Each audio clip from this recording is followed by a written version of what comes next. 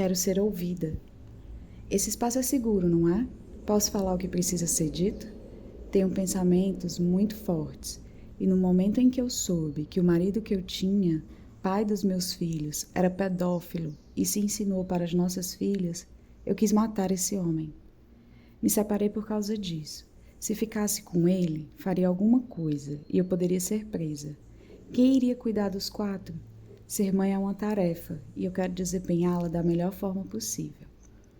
Desde pequenos, conversava com eles sobre drogas, colocando medo e falando que mesmo a maconha pode ser veneno, porque a pessoa pode ter alergia e até experimentar poderia ser fatal. Não cheguei a checar a informação, mas eu queria mesmo era assustar.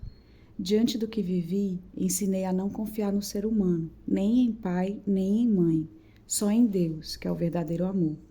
Ensinei que os filhos são emprestados para a mãe cuidar, até que eles saibam andar com as próprias pernas. Mas deixa eu contar como cheguei aqui. Comecei a namorar esse futuro marido aos 16 anos. Até os 26 já tínhamos 2 filhos.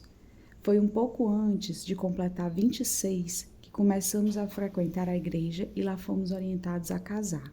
E assim fizemos.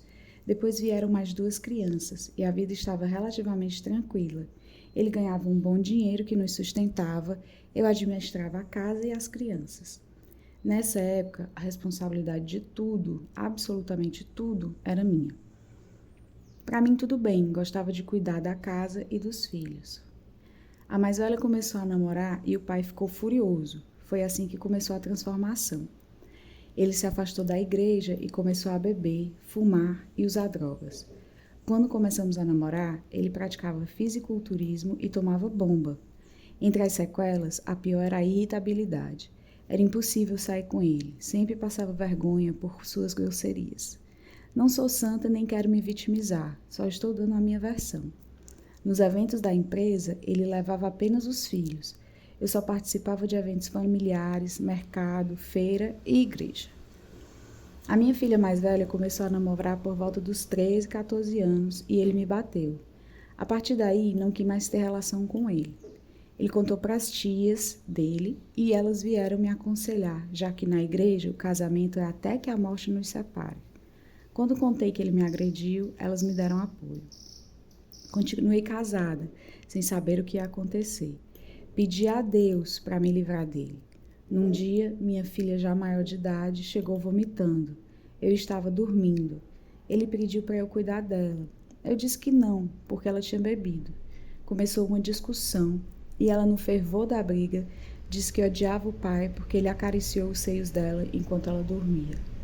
A outra mais nova disse que ele dava dinheiro para ela desfilar nua. Eu não sabia o que fazer. Várias vezes o flagrei dormindo sem roupa pela casa. Mas como ele bebia, não imaginava tal coisa. Fiquei sem chão. Tinha que manter a calma, porque se eu fizesse o que queria, ia ser presa e os meus filhos precisavam de mim. Com vergonha de contar para a polícia e para os parentes, me fechei. Falei que era segredo, mas só Deus sabe como eu estava rasgada por dentro. Até hoje dói lembrar. Vem vontade de vomitar. Estava com ele desde os 16 e me divorciei aos 38.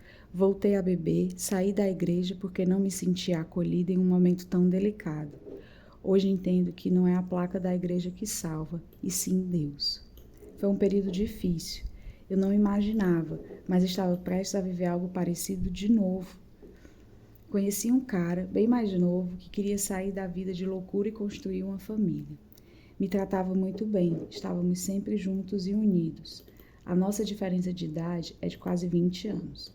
Antes de tudo, quero que entenda que eu tinha saído do casamento e não queria mais me relacionar ou ter namoros.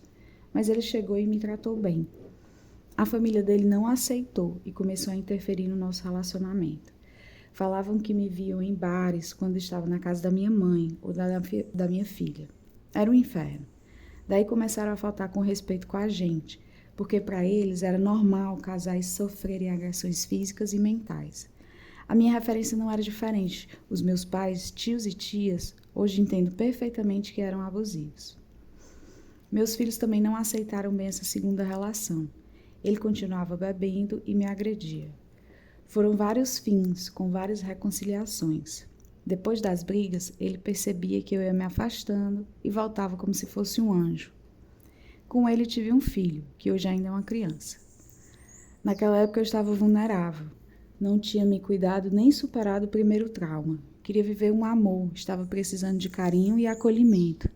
Ele me ofereceu, no começo da relação, aquilo que eu não tinha encontrado nem na igreja, nem na família, nem no grupo de mulheres que procurei. Ah, vale contar esse detalhe. Era um grupo de Facebook. Entrei, contei minha história à noite. No dia seguinte, os comentários eram os piores possíveis. Fiquei muito mal. Não me perdoei por não ter tomado uma decisão em relação ao primeiro casamento, mas achei que nesse grupo eu iria ser orientada para denunciar ou algo assim. Demorei para tomar coragem, por falta de apoio, e quando achei que teria, me crucificaram. No segundo relacionamento, eu achava que conseguiria domar a fera, mas não tem como fazer isso. Um homem não deve ser domado pela mulher, ele deve ser parceiro. Cada vez que ele me tratava mal, eu ia para minha casa e não tinha para quem contar. Sozinha, sem rede de apoio, sem amigos, sem família. E o pior, com medo que meus filhos, já grandes, batessem nele, podendo gerar a violência da família dele com a minha, aumentar os tormentos, virar uma bola de neve. Hoje o primeiro marido voltou a morar com a mãe e vive drogado. É só o que sei e não quero saber mais. Foram 10 anos de namoro, depois 12 anos de casadas, 4 filhos e feridas que estão tão profundas que não sei dimensionar. Sinceramente, sei que tenho que perdoar, mas o que eu quero é distância. Do segundo tenho o contato necessário por causa do menino, e só. Na minha opinião, é mais fácil criar filhos sozinha do que aguentar a humilhação. Para mim, tem sido possível. Mas se as mulheres se unirem, terão mais força. No meu caso, mantive segredo porque não tive apoio, estrutura. Só fui vivendo, colocando Deus na frente e tocando a vida. Voltei a me valorizar e a dar valor à minha liberdade para viver em paz. Tenho vontade de abrir a cabeça de quem eu vejo passar por isso e transmitir um pouco da minha experiência para incentivar essas mulheres a abandonarem esse ciclo de violência. Procurei vocês por causa disso. Consegui atravessar sozinha, mas é o pior jeito. O melhor é estar junta. Quero ser ouvida para que meninas e mulheres saibam que não estão sozinhas. Lembrando que o podcast Sozinha de Si é um projeto de acolhimento através de histórias anônimas.